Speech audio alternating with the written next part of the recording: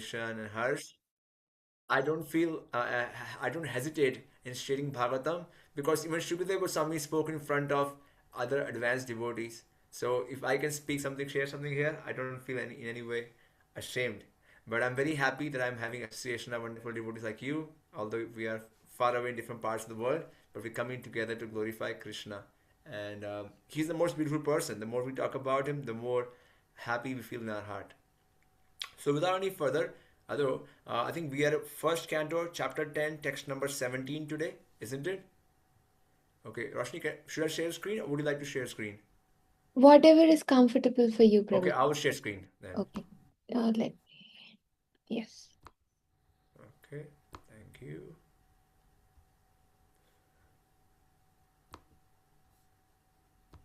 So we'll do Sanskrit for this one.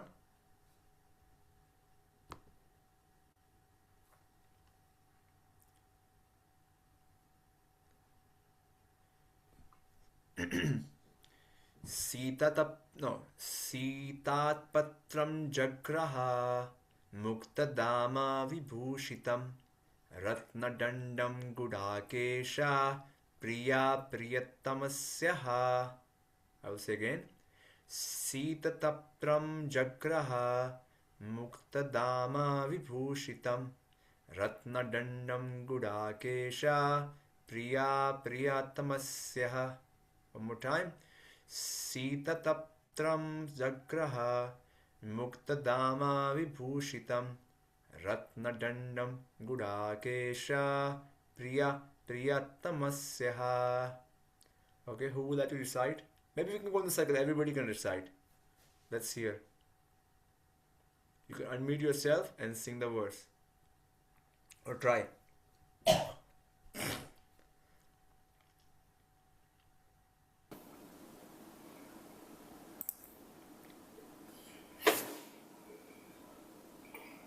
Oh, okay. Yeah. Hare Krishna. Siddha Jagraha Mukta Dama Vibhushitam Ratnadandam Gudakesha Priyatamasya Ha. सीतापत्रं जग्रह मुक्तधामा विभूषितं रत्नदण्डं Gudakesh प्रियतमस्यः.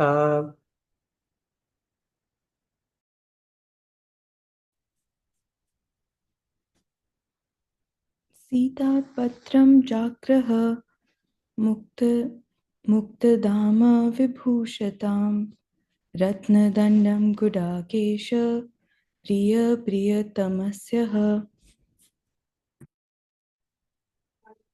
सीतातपत्रं जग्राह मुक्तादामा विभूषितं रत्नदण्डं गुडाकेशः प्रियतमस्यः. सीतातपत्रं जग्राह मुक्तादामा विभूषितं रत्नदण्डं गुडाकेशः प्रियतमस्यः. सीतातपत्रं जग्राह मुक्तादामविभूषितं रत्नदण्डं गुडाकेशः प्रियतमस्यः. सीतातपत्रं जग्रह मुक्तादामा विभूषितं रत्नदण्डं गुडाकेश प्रियतमस्यः. सीतातपत्रं जग्रह मुक्तादामविभूषितं रत्नदण्डं गुडाकेश प्रियतमस्यः. सीतातपत्रं जग्राह मुक्तादामविभूषितं रत्नदण्डं गुडाकेशः प्रियतमस्यः. I think we covered everybody. Ashwara, very good for the you're joining new, but you did a very good job. Thank you. Thank you. Thank you. Okay, so now we'll do word for word. Sitat Patram, soothing umbrella. Jagraha, took up. Muktadama, decorated with laces and pearls. Vibhushitam, embroidered. Ratnadandam, with a handle of jewels. Gudakesha, Arjuna, the expert warrior or one who has conquered sleep. Priyaha, most beloved. Priyatamasya, Priyatamasya of the most beloved. Ha, so he did. Translation and purport by His Divine Grace, A.C. Bhaktivedanta Swami Srila Prabhupada ki Jai. At that time, Arjuna, the great warrior and conqueror of sleep, who is the intimate friend of the most beloved Supreme Lord, took up an umbrella which had a handle of jewels and was embroidered with lace and pearls. Purport. Gold, jewels, pearls, and valuable stones were used in the luxurious royal ceremonies. They are all nature's gifts and are produced by the hills, oceans, etc. by the order of the Lord. When man does not waste his valuable time in producing unwanted things in the name of necessities. By so-called development of industrial enterprises, they are now using pots of gutta percha instead of metals like gold, silver, brass, and copper. They are using margarine instead of purified butter. And 1/4 of the city population has no shelter. So first of all, my dear friends, we'll go through this purport and try to understand what Srila Prabhupada is trying to convey us, and then I will share some of my realizations.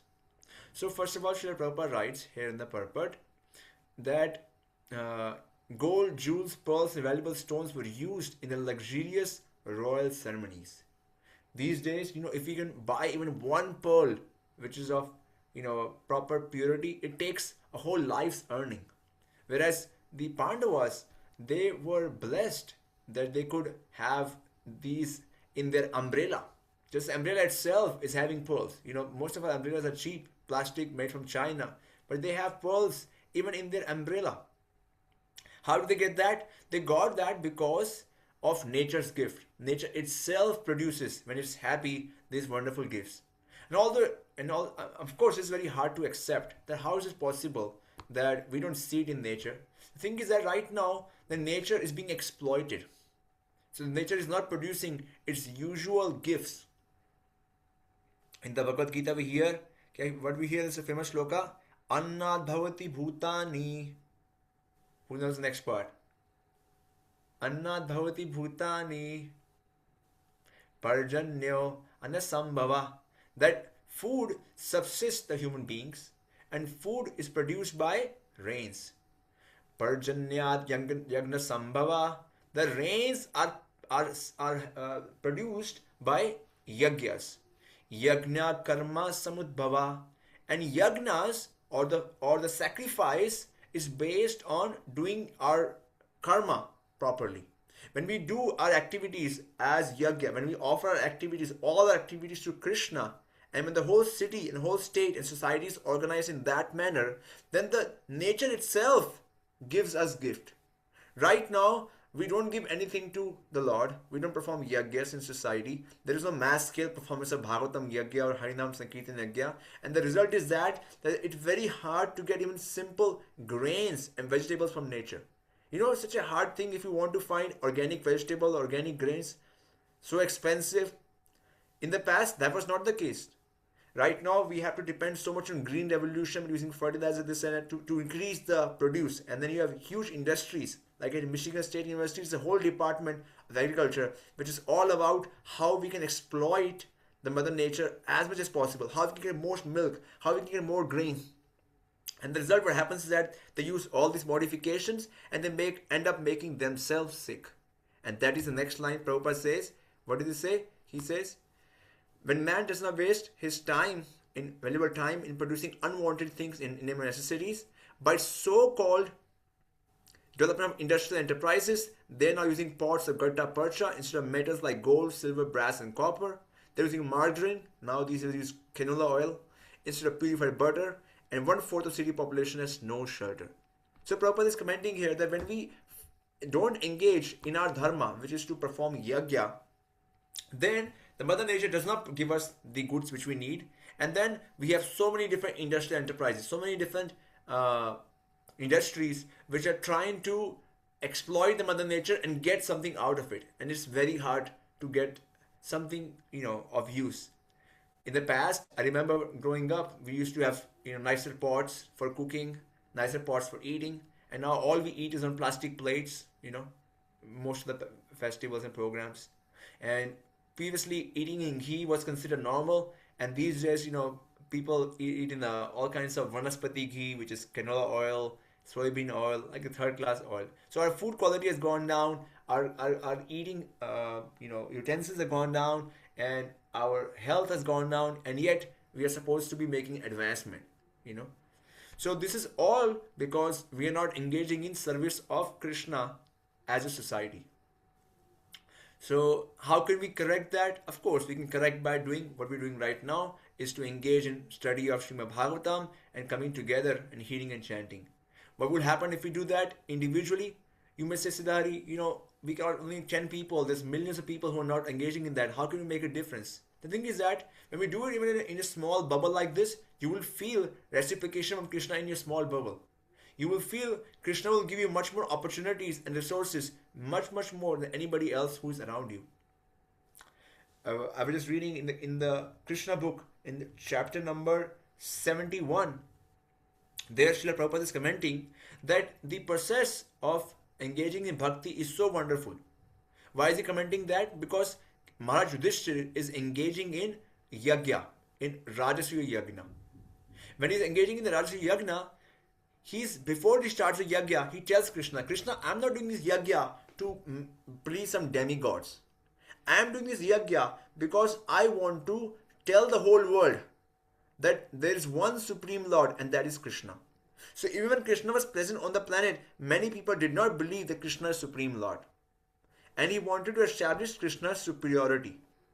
So there Prabhupada comments that when one engages in worship of different demigods or different other sages or this and that personality, like some people worship cricketers, other people worship demigods, other people worship ghosts. When we're engaging in different worship of different personalities, we want some reciprocation from them.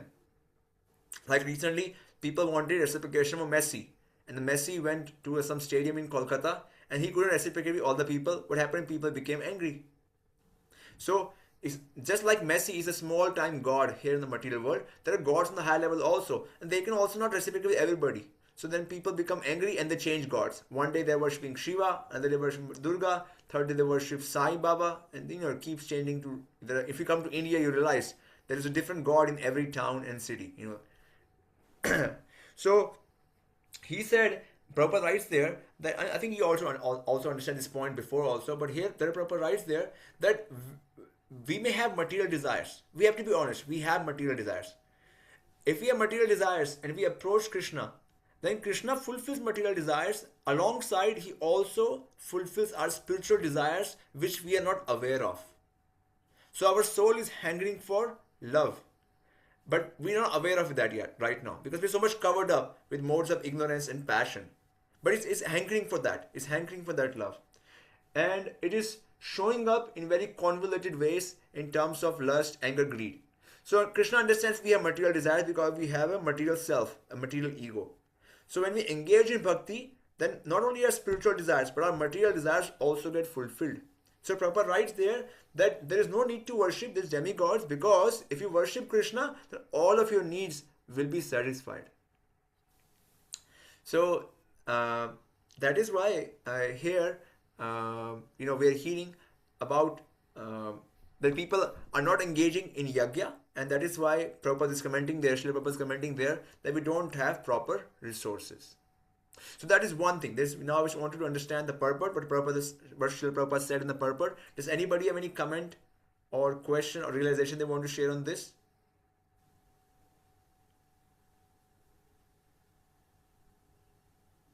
I have a generic question, Prabhuji. As time progresses in Kali Yuga, I think it's not gonna get better, but is there anything on an individual level that we could do? To do what? To change the procession of Kali Yuga? Yes. In fact, Srila Bhaktivinoda Thakur says this Kali Yuga is very special. He writes in the song, this is a Dhanya Kali Yuga. This is an auspicious Kali Yuga. Why? He says at one place that usually in a Kali Yuga, Kalki avatar comes. But he says in this Kali Yuga, Kalki Avatar won't come. Why? He says because in this Yuga, Sri Chaitanya Mahaprabhu came. And because Mahaprabhu came, he brought in, a big, big treasure of love. And he is feeding everyone in wholesale. So because of that, there is this very powerful Sankirtan movement throughout the whole world. And it will continue for a long time. So that is why this Kali Yuga is very special. He claims that in this Kali Yuga, there will be a special benediction. That very simply by performing of coming together, Kirtan and studying of Bhagavatam, will make tremendous progress in going towards, our spiritual goal, our spiritual destiny. So he says in this Kali Yuga, the best performance, best act is to come together and hear and chant about Krishna. So that's the best we can do at individual level. What you're already doing. Thank you, Prabhuji. Okay. So there's another aspect I wanted to talk about. So this was about this verse, and if nobody has any comments, I want to take up something separate. So I've been reading also Krishna book recently, and as I mentioned, something from chapter number 71 or 72 actually, from the performance of Rajasri Yagya. So I was reading chapter 71 with my father. Recently I've been here in India, so every day I go and meet my father. I have rented an apartment here in Delhi near my house where my family lives. And I'm here for a project which I will tell you later. But every day I make it a point, I go and read with him the Bhagavatam. So we have been reading Krishna book, and we just read chapter 71. And chapter 71 is quite interesting because the chapter we're reading right now in this first canto, chapter 10, is what called the departure, isn't it? The departure of Lord Krishna for Dvārakā, which is the homeland of Harsh, coming from Gujarat. And the chapter number 71 is the arrival of Lord Krishna in Indraprastha. So chapter number 10, Krishna is leaving Indraprastha, and we are hearing about different events which are spanning here. And chapter number 71, we hear about Krishna's coming back, Krishna's coming to Indraprastha. But why is he coming to Indraprastha? That's very interesting to know. So what happened? Let's give you background. Krishna, he was in his assembly hall, in Sudharma assembly hall, and this one sweet day, he got a messenger. The messenger came from the kings who were imprisoned by Jarasandha, and this messenger said, oh Lord, I have a petition to make from all the kings who have been imprisoned by Jarasandha. They are crying. So these kings, they complained. They requested Krishna that Krishna, please come and save us. You have taken birth in this material world to save the pious people from miscreants, and we want to remind you that this Jarasandha has captured us. Although you defeated him 17 times, and on the 18th time you ran away for the purpose of pastime, Jarasandha thinks that he is very strong. And because of that, he wants to show his strength, and he has captured all of us, and he is torturing us. So, oh Lord, please save us. And please forgive us that we have forgotten to take shelter of you for the longest time. We got busy in our lives and we forgot that we meant to take shelter of your feet. So we again take shelter of your feet. The moment Krishna hears his prayer, he's like, yes, very good. And then he's in the assembly hall and he's a Kshatriya. So all the members of assembly hall, they get excited. Yes, finally, it is time to remove that kalank, that dark dot on Krishna's character. Because for the longest time, Jarasandha has been saying that I defeated Krishna. He only 18th time Krishna ran away for the purpose of a pastime, the pastime of Kal Yavana. I think if you've read Krishna book, So, but since then, Jarasandha has been very feeling proud that I defeated Krishna. Krishna ran away from me. So the Dvārakā Vasis, or the Kshatriya rulers of Dvārakā, they became really excited. Yes, finally we get to do a battle and we will crush this guy and we'll again establish Krishna as supreme. And then that very moment comes Narada Muni. Narada Muni says, oh Lord, I also have a petition. So then Krishna says, okay, yeah, what is your petition? He said, I'm just right now coming from Indraprastha. And Indraprastha, as I mentioned before, King Yudhishthir wants to perform a yajna. So this happened before the battle of Mahabharata. And there,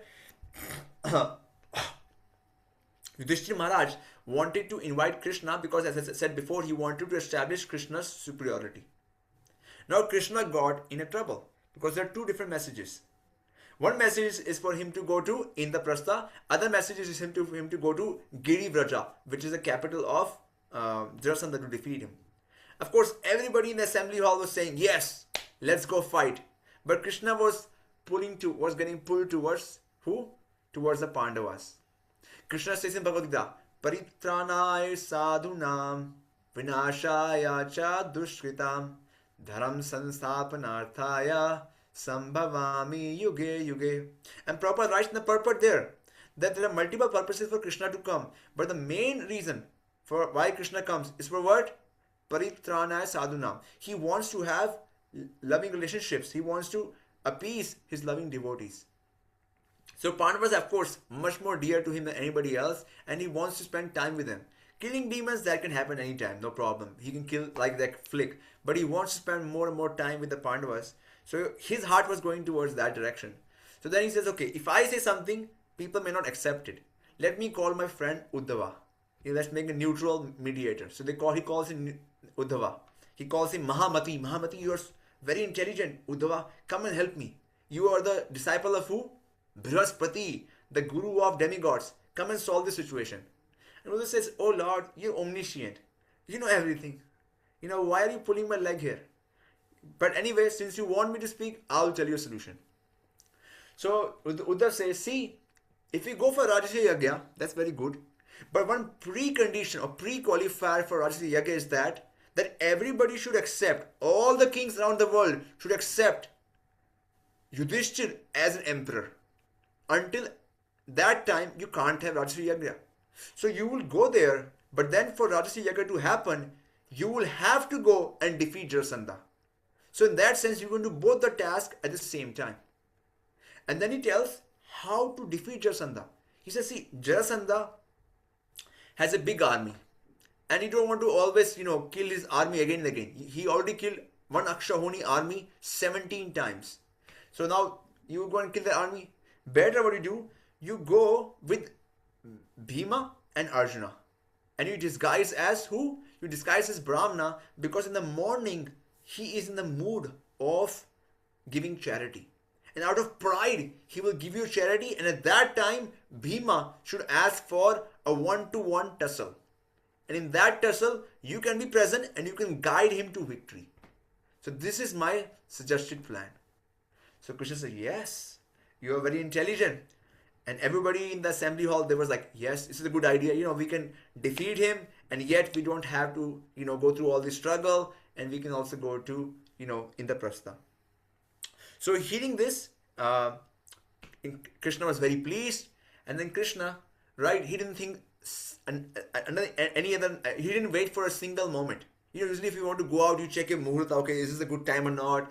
Is the traffic good or not? Is the weather good or not? Is it snowing outside? Is it blizzard outside? Krishna said, "Hello, Dvārakā, bring the horses, bring the chariot. We're going right now to see who? The Pandavas. I'm feeling so much separation from them." Why was Krishna feeling separation? Because on the other side, the Pandavas were feeling separation. When we feel separation from Krishna, we can be assured Krishna also feels separation from us. Like when we're chanting, if we're just feeling dull, sleepy, and Krishna also feeling dull and sleepy about us. But if we are thinking about Krishna at that moment, "Oh Krishna, I want to have a relationship with you." Say we have 16 rounds, okay, and we can't be really excited 16 rounds. It's very difficult. We have to become pure devotees. But at least we can be excited for one round. Then during one round, I really want to see Krishna. Just one round, or maybe half a round, or maybe like 10 mantras, we can be excited. And for those 10 mantras, Krishna is excited. So on the other side, Yudhishthira was really praying, "I want to see Krishna. I want to see Krishna." Arjuna was saying, "Yes, I'm missing my friend. I want to see him." And Krishna was saying, "Okay." So usually in an assembly, in a king's court, there's always people who do astrology, and they find out, okay, this time is a good time to go. But Krishna said, "No, I'm not going to look for a good moment to go. We're going right now." So then at that point, Krishna asked permission from Ugrasen, "Oh King Ugrasen, I'm leaving, and I'm leaving this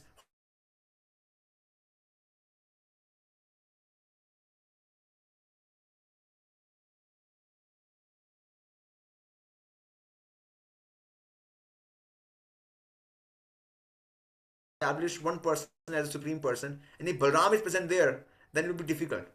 Balaram also is supreme personality God, is a Vishnu Tattva, and it will be confusing and it would be difficult for Yudhishthira to handle. So he told Balamji also, you stay here, you take care of the situation here, they need help here, or Sankarshan. So Balamji stayed there, and then he said, okay, everybody, all the wives, join me, because this is Rajasya Yagna, and Rajasya Yagna wife is also needed. So all the wives, their children, their grandkids, their children's wives, their granddaughters, everybody got together and they got in the chariots and they started going. And Kṛṣṇa was the last person in the chariot who started following them as they were going towards Indraprastha. So along the way, they passed through the desert, because Gujarat, there's desert there, Rajasthan, and they passed through different cities. And when they were going through all those different cities, it is mentioned their whole cavalry was like an ocean with big fishes. Because imagine, there are big flags, there is palanquins, there's hundreds and thousands of servants, there's gold, there's jewelry, there's weapon, and they're going all together like a snake, over the hilly sand dunes. Imagine in your mind. So it is like almost like an ocean with shining shining weapons and all that. So while they were going, all the residents of those villages, they were very happy. They were looking at Kṛṣṇa and his assembly. It was a rare opportunity to see Kṛṣṇa out of Dvārakā. Because Kṛṣṇa had made a home in Dvārakā in the middle of the ocean. It's not easy to go see him there. But now Kṛṣṇa was passing through the city. So everybody was really happy. So finally, after all this travel, Kṛṣṇa reached where? Indraprastha. The moment he reached Indraprastha, Yudhishthira Maharaj came right to the door running. That he heard Kṛṣṇa has come. They blew big conch shells. Woo! And then Yudhishthira came there, and he came with paraphernalia. He bought like all the arti paraphernalia. But when he saw Kṛṣṇa, he forgot all the arti process. He didn't remember what to offer first, whether to offer lamb first or incense or this. He forgot everything. He just went and he hugged Kṛṣṇa. He hugged Kṛṣṇa one time, then he came out. He said, "No, this is not enough." And he hugged him again. Then he hugged him again, like that. Now Yudhishthira is senior to Kṛṣṇa. So when you meet a senior, we can't approach and hug him. Like, you wait for the senior to come forward. Then Bhimasena also is considered senior. So Bhimasena came also, he also hugged Kṛṣṇa very tightly. He's a strong guy. He's hugged very tightly. And then came Arjuna. Arjuna was crying. So he hugged Kṛṣṇa and he also cried. He bathed him in his tears. And he also hugged multiple times. And then Nakula and they were there. They were feeling shy. They also wanted to hug Kṛṣṇa in their heart, but they were junior. Now because they're junior, they can't really, embrace Kṛṣṇa. So they were feeling inside what to do. But Kṛṣṇa said, okay, come on guys, come on. We will hug. So then Kṛṣṇa also hugged Nakul and Sahadev also. And after he hugged them, then Kṛṣṇa touched the feet of Yudhishthira and Bhimasena, because Yudhishthira and Bhimasena are senior. And then Nakul and Sahadev touched the feet of Kṛṣṇa, because they are junior. So like that, they met. And after they met like this, then then they enter the court, or that was at the gate. So when they entered the court, when they reached there, Yudhishthira Maharaj again came there, because he had run around, come back, and again he hugged Kṛṣṇa. And then now again they had the arti paraphernalia, and again he forgot how to offer which item first. So he offered lamb first, incense later, flower later. He just didn't know what to do. He was so confused, so much in ecstasy, he couldn't do anything. Then Queen Kunti came. She was there. She's women stay in the court itself, or in the mahal, in the, what do you call mahal? In the castle, So she came, and she was she was crying to see Kṛṣṇa. And then came who's the wife of Draupadi came. They were all very happy to see Kṛṣṇa, and they welcomed Kṛṣṇa, and they also welcomed his wives, because Kṛṣṇa had come with 16,108 wives. So they all need to be welcomed. So he welcomed welcomed all of them. And then at that time, Draupadi asked, how are you? How are things in Dvārakā? And then at that time, this thing was happening. I forgot one thing. Yeah.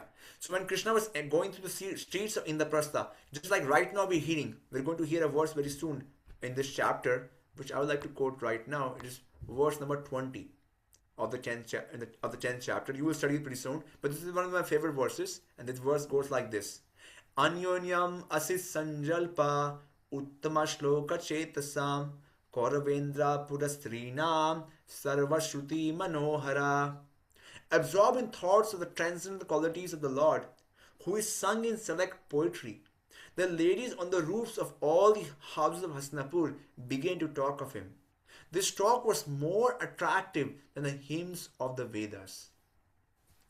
So, when Krishna was going through the streets of Indraprastha, these ladies of Indraprastha, they went to the top of the roof. Why? Because there were so many people down there. They couldn't see Krishna. There's so many people in front, So they went to the top and they were seeing Krishna from there. And in their mind, they were embracing Krishna. They were feeling reciprocation from Krishna in their heart. And Krishna could do that. Krishna is the only person who can reciprocate with each of us individually all the time and give us a full satisfaction. And these ladies of Hastinapur, they offered at that time and even now also very sweet prayers composed in their own words. They were not expert in Sanskrit. They didn't know any Vedic hymns, but they knew the language of heart. And we all know language of heart. We can all offer wonderful prayers to the Lord. They don't have to be big Sanskrit verses. It can be something we composed ourselves. It could be a broken song which Harsh composed on his guitar. It could be something which Roshni plays on piano. It could be something which Krishna draws on his drawing board. Even a broken drawing, even a broken song is really appreciated by Krishna. Why? Because Krishna is looking for love. So although these ladies of Kuru, they didn't know so much, science of Vedic prosody, how to sing this, how to pronounce it, but their hearts were filled with love, and they offered the Lord those heartfelt words. And Krishna was touched, and Krishna accepted that. Prabhupada says that in the Bhagavad Gita 9:27, it says, Patram pushpam phalam toyam yo me bhaktya prayachati. What's the next line? Tat aham bhaktya uparitam asnami preta. No, sorry. Yes, correct. Okay. Ashnami pratatmana. So those who are trying to offer me, I eat that. How do I eat that? I eat what has been offered with devotion. And I eat the devotion. Not only is Krishna eats the food, but he also eats the devotion with which it is offered. Sometimes we make an offering to the Lord, we just put it there and run away. We say some prayers, don't even think about it in our heart, and Krishna is going to accept it. But actually, the real thing Krishna is going to eat is our devotion, our sweet words. So Prabhupada says there in the purport there that Krishna can eat with his ears. Now, what do you eat with your ears? Harsh, what do you eat with your ears? Tell me. Words, sound. Yes. So not only Krishna can eat food with his ears, he also eats with his ears our prayers. So when we offer Krishna heartfelt prayers, they may not be perfectly composed. They may be lacking Sanskrit. They may be lacking a number of different things. But if they're filled with love and affection for the Lord accepts it. And that is what Lord is hungry for. That's what Lord is looking for. The Lord is sitting in our heart and has been waiting for thousands and thousands of lifetimes. And he's saying, oh my dear Siddha Hari, when are you going to say a few words of love to me? When are you going to wake up and look towards me? You don't have to be some expert musician, expert scholar, or expert preacher. You only have to offer me few sweet words of love, and I'm right there for you to reciprocate with you. So this is the beauty of Krishna, that Krishna was satisfied by improper arati of Yudhishthir. He was satisfied by tearful embrace of Arjuna. He was satisfied by broken words of the residents of the girls of Indraprastha, and he can also be satisfied by our broken words of prayer. So I want to offer that as our meditation and our materialization based on this discussion and this chapter, that let us all offer wonderful sweet prayers to our dear Lord Krishna. And he's waiting for it and he's hankering for it. Hare Krishna. So if anybody would like to offer any comments or reflections, we'd love to hear now. You can all say at least one word. It was boring. We'll take that too. Otherwise, you can just, not necessarily has to be appreciation or criticism, but you can share your reflection. I'm sure you also read this chapter before, and you must be thinking about these verses. So what is your reflection? What have you been thinking? You can share that, or you can share something based on what I shared.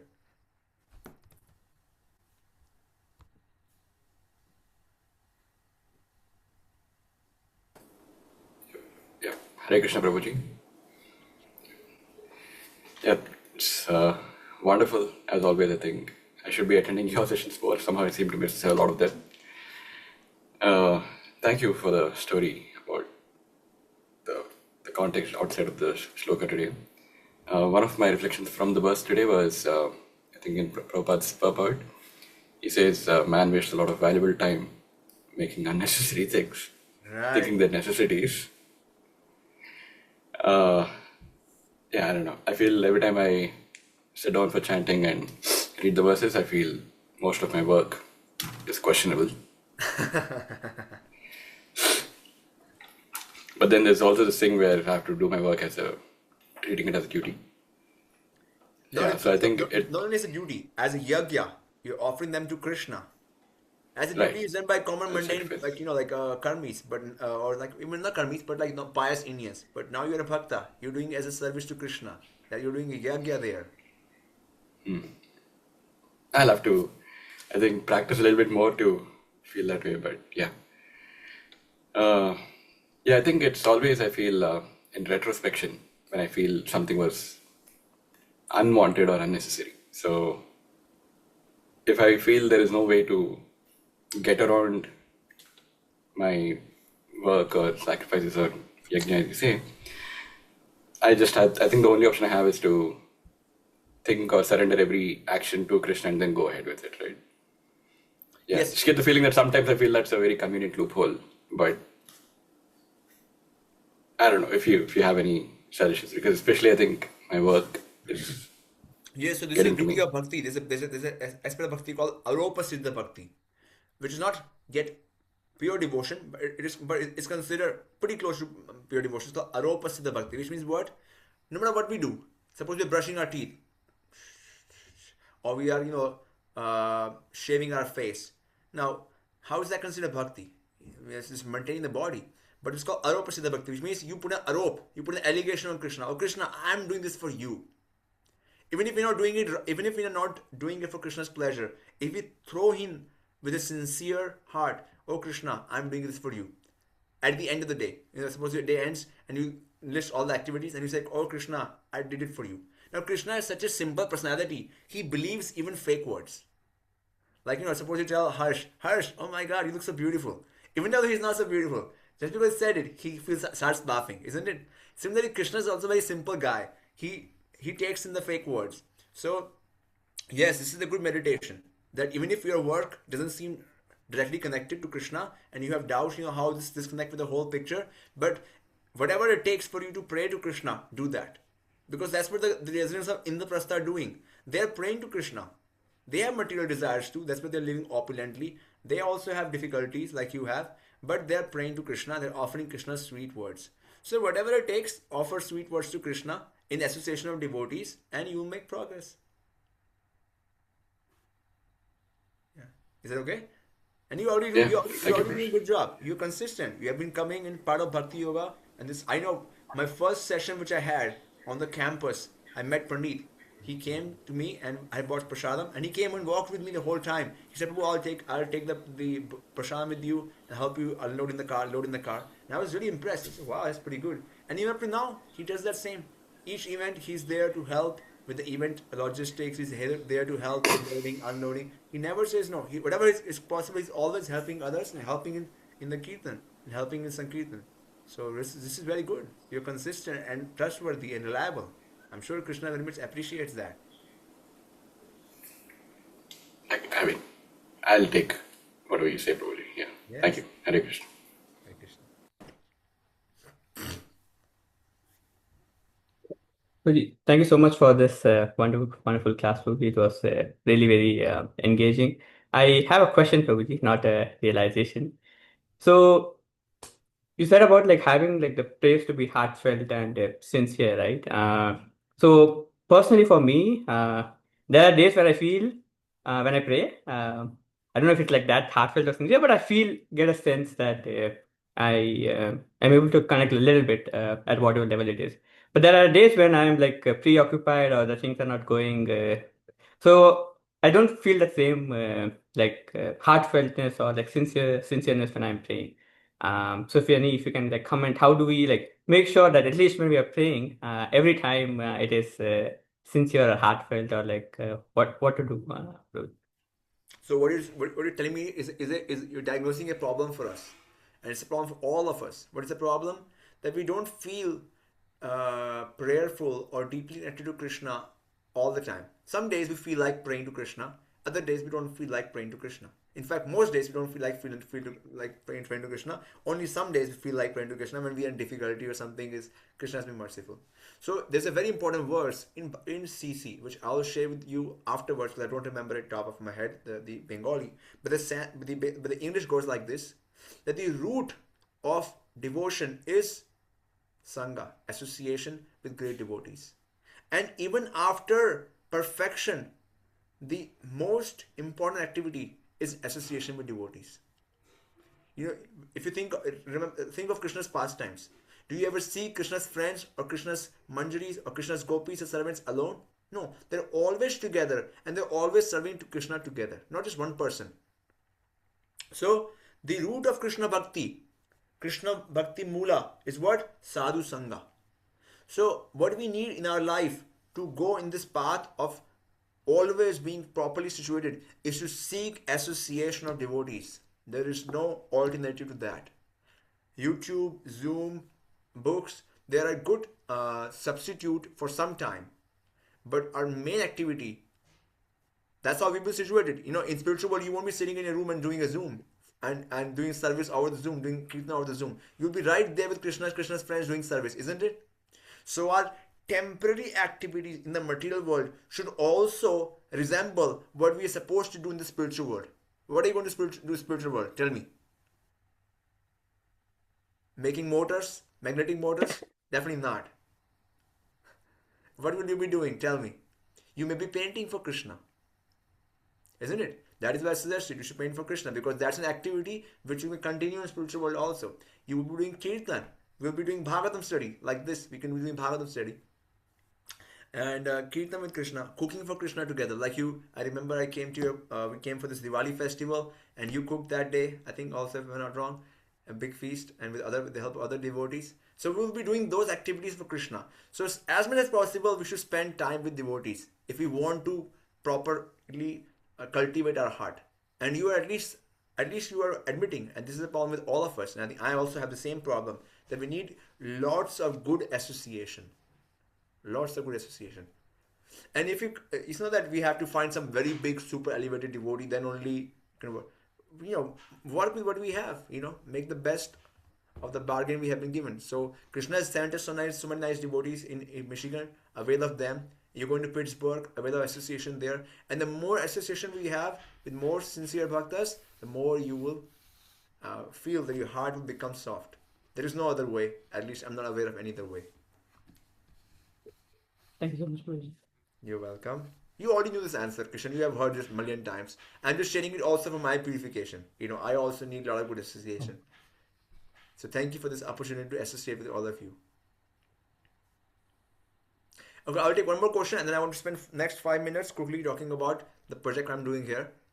Is it okay? One more question or comment? Anybody has it? If not, I'll go straight into what I want to share. I think Roshni wants to say something. I was just gonna say, this was an amazing class, Prabhuji. It's for people like us, amateurs, who needs simple solutions. Yeah. I think my main takeaway from today is what I wanted to share is at least have some part of whatever I'm doing more focused is my takeaway, Prabhuji. Thank you so much. And that's very important and precious, I feel. Yeah. I personally felt encouraged by my own talk today because I feel I'm not good at anything. But seeing the example which is given in the Shastra, I feel encouraged that I can offer my prayers to Krishna. You know, simple, sweet prayers in my own language, in English or Hindi, and Krishna will accept that because Krishna accepted prayers of the queens and the residents of Indraprastha who were not expert in Sanskrit. Okay. So moving on to the second thing which I want to talk about today is why am I here in India and why am I staying here in Delhi for such a long time? The polluted capital of the world, and there's many reasons, but one main reason is this, that about a year or so ago, one of my spiritual mentors, he told me that he has a desire that we develop the holy sites in Nandagaon. So he has been coming to Nandagaon for many years, and Nandagaon is very close to his heart. And he saw that year after year, the holy places in Nandagaon are becoming more and more ruined. So they need to be taken care. We thought it would happen automatically, but it's not happening. Whenever government steps in, it creates a more problem than what it was before. Just like we just heard, when you try to exploit the nature, if you're just coming with a mood that you want to fix it with modern technology, you end up ruining it much more than fixing it. So he had a desire that we do something like that. So I said, okay, this year, I'm going to make a switch. I will try to do that service. So in Nandagaon, there are 56 kundas. And maybe one day I can take you on a virtual tour of the 56 kundas. Each of them have a story connected to it. They have very funny names. There's a kund known as Charge Kund, where Krishna's charge fell down and became a Charge Kund. There is Lalita Bihari Kund, where Lalita Devi was making garlands for Krishna. There is Mukta Charita Kund, on the corner which Mukta Charita pastime happened. There is Asheshwar Kund, where Lord Shiva is sitting and he's crying. He wants to see baby Krishna. There is Purnavasi Kund, where Purnavasi is sitting in a cave and doing bhajan. There is Madhusudan Kund, where Krishna washed his feet and it became a big kunda. There is Suraj Kund, where Krishna one time lied down, wanted to have a sun bath and became a famous kunda. There is Mol Bihari Kunda, where Krishna dressed up like a peacock and danced, not dressed up, he danced like a peacock, not dressed like a peacock, but he danced like a peacock, and afterwards the peacocks were amazed and they gave him a peacock feather from that point onwards. So these are all these special places. There are 56 of them. There used to be 56 of them in Nandagaon, but now less than a dozen are left. So here comes my service. So what I'm doing here is that I'm petitioning government, and I'm pretty much almost got the permission that we will take over one of the kundas. Not that we will have ownership, but we will manage a kunda. We will rejuvenate the kunda and make a community center next to it, and continue the service of maintaining for it. So usually what happens is the government rejuvenates kundas by putting its own money or getting private donors. But what happens after some time, because there's no team which takes care of it, they again become very bad very quickly. Nobody's there to take care of them. So what our plan here is that I have a small team, some friends from Michigan who came with me. I have a big team from France. As you know, I have a French mentor. You have met them also. So they also came. And we are sitting here in Delhi trying to network and fundraise for this project. So we will have, I can share the slides with everybody afterwards. You can take a look later. And our plan is that we will rejuvenate the kunda. And after rejuvenating the kunda, we will also develop a community center next to it, where we will start teaching local kids English, because many of these people are villagers, and teach English through Bhagavad Gita. So they learn both to be a responsible person, knowledgeable person. They're able to have more source of income, and plus they learn the foundation of bhakti. I mean, they're Rajvasis, they already know bhakti, but they're like, they're missing in a few things here and there. So by studying Bhagavad Gita as it is, they will become, strong in that.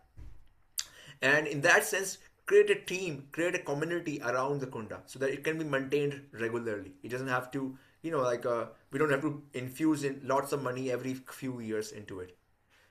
So this project, so there are many kundas. We are starting with one kunda, the Mol Bihari Kunda. And there are pictures of that also in the slides. I'll show you later. I'll send the slides later.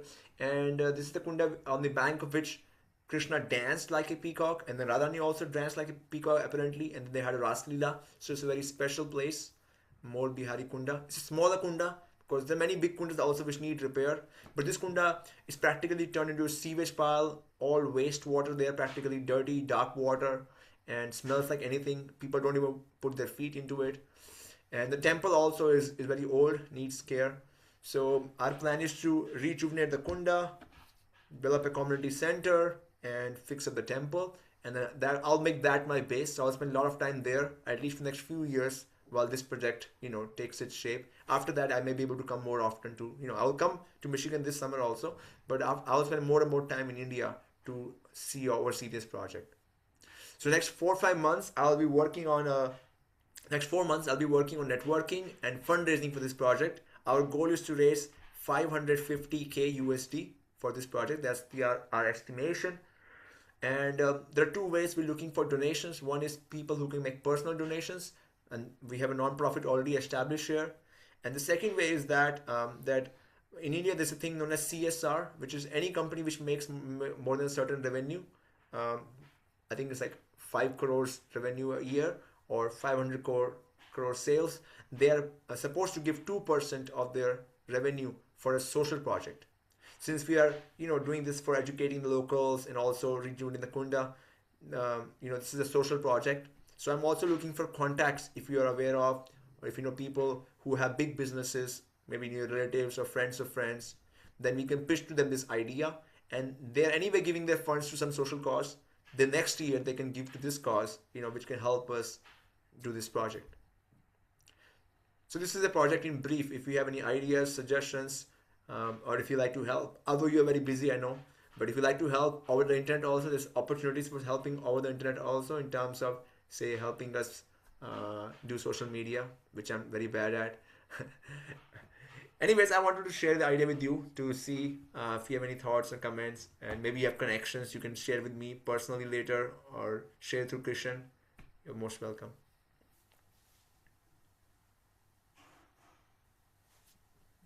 Or at least you can say a prayer to Krishna. Krishna will listen to your prayer and I'll get some more ideas and strength.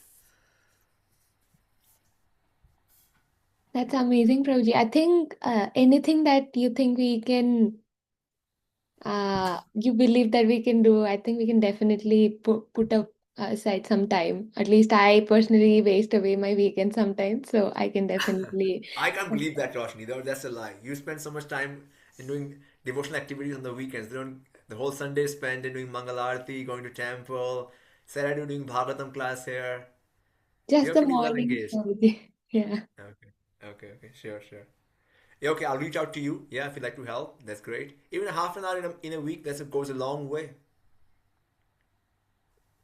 So you can count me into. Okay, sure. Great. Anything, Prabhu. I'm so There free. you go. They are very busy. I'm Yeah. free.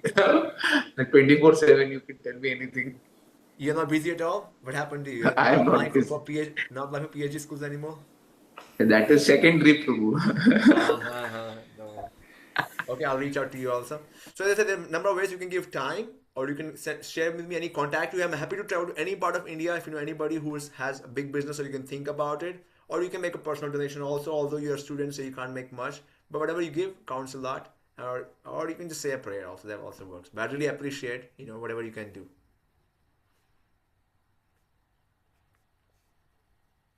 So thank you, Harsh, Roshni, and Kishan for at least encouraging me and giving me some time and resources. I really appreciate.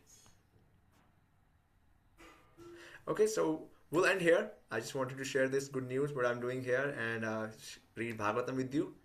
Is it okay? We close here. So we'll say a pranam mantra to Srila Prabhupada. Namo Vishnu Padaya Krishna Prishtaya Bhutale Srimate Bhakti Vedanta Swami Iti Namine Namaste Saraswate Deve Gauravani Pracharine Nirvishesha Shunyavadi Paschatya Deshatarine. Shri Prabhupada ki jai. Thank you, dear devotees, for joining. Hare Thank you. Krishna, give me the opportunity. Hare Hare Krishna. Krishna.